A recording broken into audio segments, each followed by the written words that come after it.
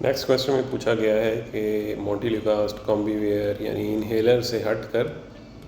Proper علاج بتائیں asthma کا۔ میرے خیال میں یہ پوچھنا چاہ رہے ہیں، ایک کامن سوال ہوتا ہے کہ کوئی ایسی ٹریٹمنٹ ہو استھما کی جس میں دمے کا مسئلہ یا استھما مکمل طور پر ختم ہو جائے۔ تو اس طرح کی کوئی بھی ٹریٹمنٹ اویلیبل نہیں ہے دنیا میں کہیں بھی جس کی وجہ سے استھما مکمل طور پر ختم ہو جائے، لیکن ایسی ٹریٹمنٹس اویلیبل ہیں جس سے اس کو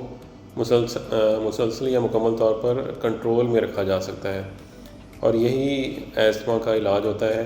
کہ ٹریٹمنٹ کنٹینیو رکھی جائے، جو کم سے کم ٹریٹمنٹ جس سے دمے کا مسئلہ کنٹرول میں رہے اور اس ٹریٹمنٹ کا کوئی سائیڈ ایفیکٹ بھی نہ ہو۔ تو اس لحاظ سے انہیلر سب سے بہترین فارم ہے ٹریٹمنٹ کی۔ ایک تو یہ پھیپھڑوں میں ڈائریکٹلی جا کے پھیپھڑوں پہ اثر کرتا ہے اور سانس کی نالیوں میں جو تنگی ہوتی ہے اس کو ختم کرتا ہے، اور اس کے کوئی خاص سائیڈ ایفیکٹ نہیں ہوتے۔ باقی جو میڈیسن ہیں جیسے کہ ٹیبلٹس یا انجیکشنز یا اسٹیرائڈس،